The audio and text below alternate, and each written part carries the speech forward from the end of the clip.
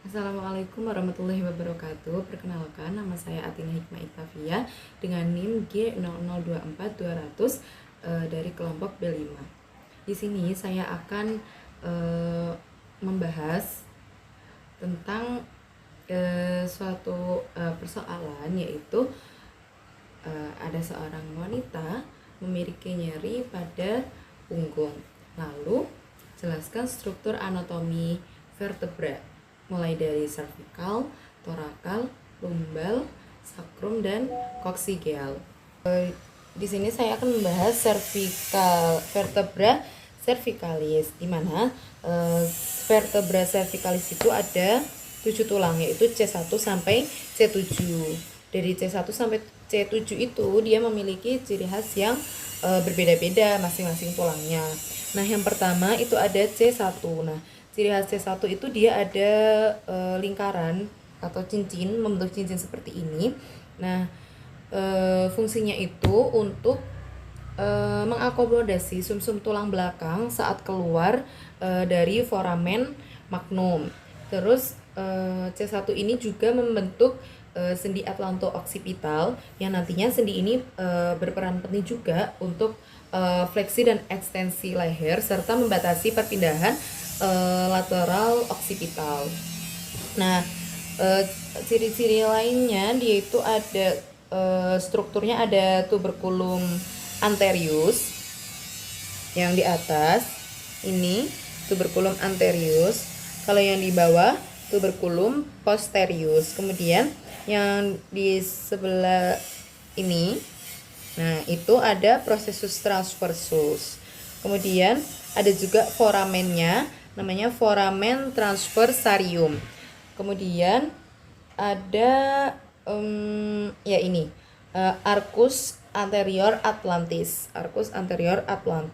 dan arcus posterior atlantis. Jadi ada anterior dan posterior. Ini arcus posterior atlantis. Kalau yang atas arcus anterior atlantis yang sini. Nah, selanjutnya di C2 itu dia ada ciri lain yang tidak dimiliki oleh C1, C3 sampai C7. Nah, di C2 ini ada yang namanya dens axis, itu penonjolan tulang yang memanjang ke arah kranial dari badan vertebranya. Jadi ini ada dens axis. Nah, ya, yang ini. Terus ada juga facies articularis anterior. Kemudian ini ada processus transversus. Kemudian ada processus articularis superior. Yang ini superior, yang ini transversus. Kemudian yang ini ada tuberculum anterius, tuberculum posterius yang di ujung, posterius yang agak ke dalam itu anterius. Kemudian ada arcus vertebra itu yang ini. Nah, ini. Kemudian ada processus articularis inferior. Ini. Processus articularis inferior. Kemudian ada processus spinosus yang di ujung. Dua ini processus spinosus. Oke, yang selanjutnya yaitu vertebra cervical 5. Nah, di vertebra cervical 5 itu ada processus uncinnatus. Itu di sini. Ini processus uncinnatus. Kemudian ada corpus vertebra, kemudian ada foramen transversarium dan sulcus nervi spinalis. Foramen transversarium, corpus vertebra. Kemudian ada processus articularis superior. Dan ada foramen vertebra di tengah-tengah ini. Seperti cincin, ini foramen vertebra. Kemudian ada juga sama seperti di C2, dia punya processus spinosus. Nah, processus spinosus pada vertebra cervical C2 sampai C6 dia itu umumnya terbelah, jadi ada dua gini, dua ini terbelah gitu. Nah, kemudian selanjutnya itu yang C7. Pada umumnya vertebra cervicalis 7 ini tuh mudah dikenali karena prosesus spinosusnya itu menonjol tapi bukan bercabang gitu ya, bukan terbelah tapi itu menonjol seperti ini. Nah, kemudian struktur yang lainnya itu sama seperti yang C5. Dia ada ini foramen transversarium, ada processus transversus, processus articularis superior, ada processus spinosus, ada lamina arcus vertebra, ada pendiculus arcus vertebra, ada processus uncinati. Ini processus uncinati. Oke, yang selanjutnya yaitu ada vertebra thoracica. Di mana vertebra thoracica itu memiliki 12 tulang yang semakin ke bawah itu nanti ukurannya itu akan semakin besar. Nah, vertebra thoracica ini merupakan batas dorsal cavum thoracis. Nah, kemudian di vertebra thoracica dia itu ada korpus. Nah, korpusnya itu berbentuk seperti jantung. Namanya korpus vertebra. Ini bentuknya itu seperti jantung. Nah, ini bentuknya seperti jantung. Kemudian prosesus spinosusnya ini dia berbentuk panjang, beda sama yang vertebra cervical. Dia itu ada yang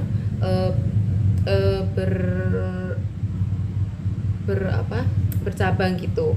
Kalau yang ini prosesus spinosusnya itu panjang. Kemudian ada foramen. Ini yang di tengah ini namanya foramen vertebra. Kemudian ada lamina arcus vertebra.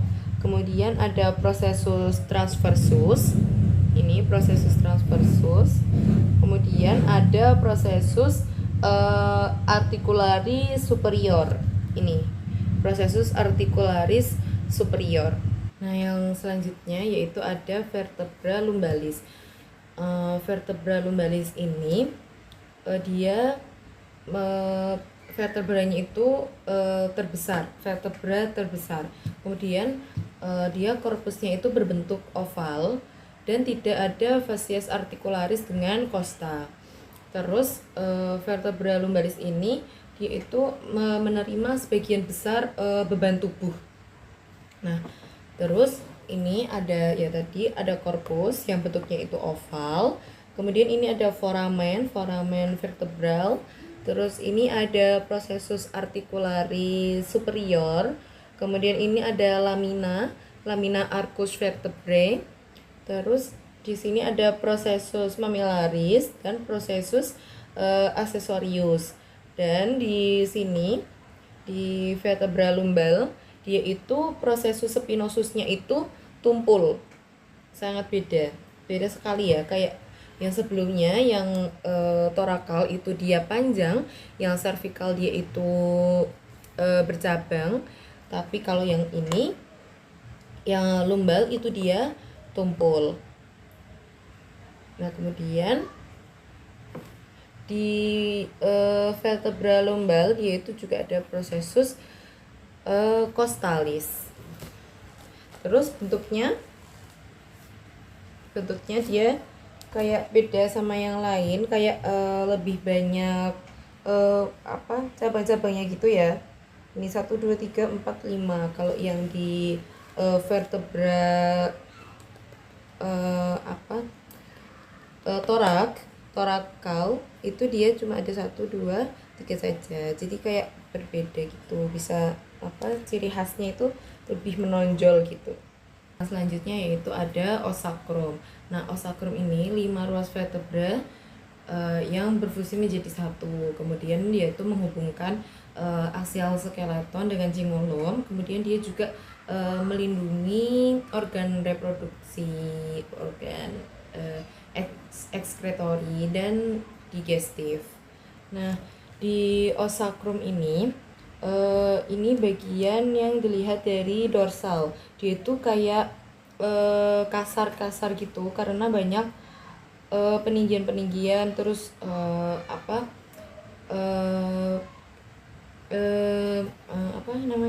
permukaannya itu kasar-kasar. Kemudian di osakrum dia juga banyak foramen-foramen. Nah, terus osakrum ini ada ciri khasnya, yaitu dia yang di bagian tengah-tengah ini ada krista atau peninggian ya. Krista namanya krista sacralis mediana. Ini yang di tengah namanya krista sacralis mediana. Kemudian agak ke sini namanya krista sacralis medialis. Terus agak ke sini lagi namanya krista sacralis lateralis. Krista berarti kan dia ada penonjolan gitu. Jadi dia di tengah tuh ada penonjolan namanya krista sacralis mediana. Kemudian agak ke sampingnya lagi itu juga ada penonjolan lagi namanya krista sacralis medialis. Kemudian ada di lebih ke tepinya lagi itu ada penonjolan juga namanya krista sacralis lateralis karena di bagian lateral gitu. Terus habis itu di atas ini ada canalis sacralis. Ini canalis sacralis. Kemudian yang biru ini namanya facies auricularis. Kemudian ada foramen-foramen. Ini foramen-foramen. Ini namanya foramina sacralia posteriora. Foramina sacralia posteriora. Nah, ini foramen ini namanya foramen sacralia posteriora. Kemudian ada kayak di ujung gitu agak kayak lancip gitu namanya cornus sacrali yang ini cornus sacrali. Kemudian yang bagian yang lurus gitu yang ini, nah lurus ini namanya apex ossis sacri. Nah ini bagian ini kalau dibalik itu jadi kayak gini. Nah ini kayak bagian di dalamnya ini gitu. Nah ini kelihatan seperti lebih halus gitu karena gak ada peninggian penonjolan gitu. Kemudian lebih halus permukaannya. Nah di bagian ini belakangnya osakrum yang ini itu ada basis ossis sacri yang bagian atas yang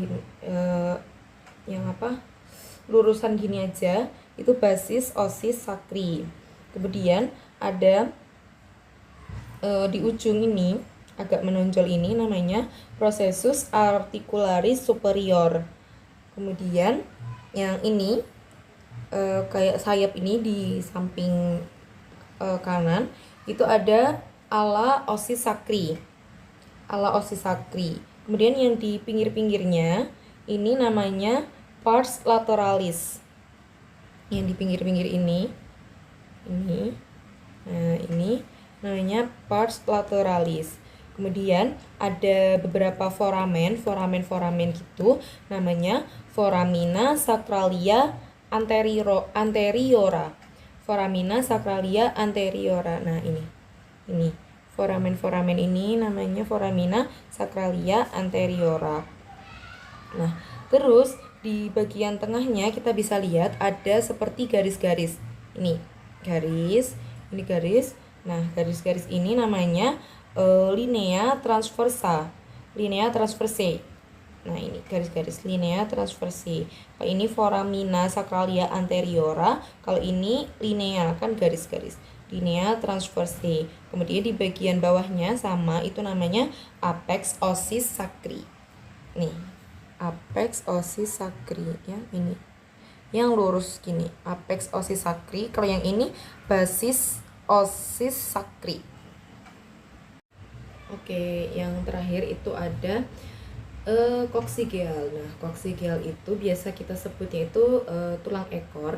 Jadi di paling ujung sendiri itu kecil, itu namanya coccygeal atau biasa disebut tulang ekor. Nah, si coccygeal ini merupakan gabungan dari 4 sampai 5 tulang coccygeus. Nah, dia juga merupakan tempat pelekatan ligamentum dan otot yang bekerja untuk menyempitkan anus.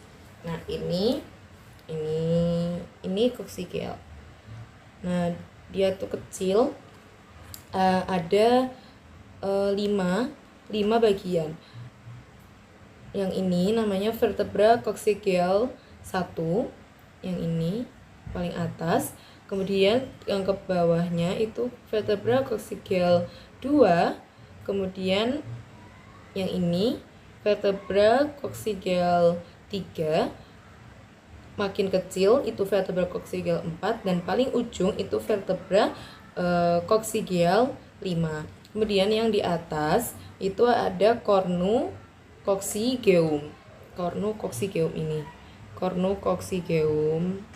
Nah, ini vertebra coccygeal 1, vertebra coccygeal 2, vertebra coccygeal 3, vertebra coccygeal 4, dan yang paling kecil ini. Nah, ini vertebra coccygeal 5. Nah, ini kalau dilihat dari belakangnya. Kalau dari depannya itu tampak kayak berlubang-lubang gitu, kasar. Kalau ini lebih halus. Oke, nah yang selanjutnya itu jelaskan muskuli penyusun regiodorsum. Nah, jadi di regiodorsum ini ada otot penyusunnya yang paling superficial, yaitu ada musculus trapezius. Nah, di musculus trapezius ini ada bagiannya, yaitu ada pars descendens, itu di sini pars descendens. Kemudian yang sini itu ada pars transversa. Kemudian yang ini itu pars ascendens. Nah, selanjutnya ada juga musculus sternocleidomastoideus. Sternocleidomastoideus. Yang di sini ini musculus sternocleidomastoideus. Nah, ini di sini mastoideus. Kemudian yang di sini namanya musculus latissimus dorsi. Musculus latissimus dorsi. Nah, di musculus latissimus dorsi dia itu bentuknya triangular, kemudian sangat lebar ya. Ini bisa dilihat sangat lebar. Nah, kemudian dia itu diinervasi oleh nervus thoracoldorsalis. Terus fungsinya itu dia untuk aduksi lengan atas, retrofleksi lengan atas, dan endorotasi lengan atas.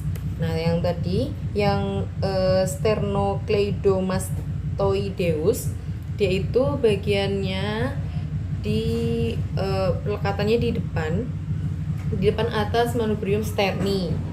Kemudian berinervasi dengan nervus cervicalis dan nervus accessorius. Kemudian fungsinya untuk lateral fleksi kepala, rotasi kepala, fleksi kepala gitu.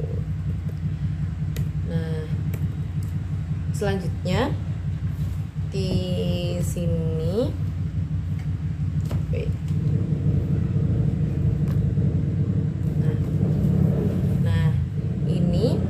ada musculus levator scapula.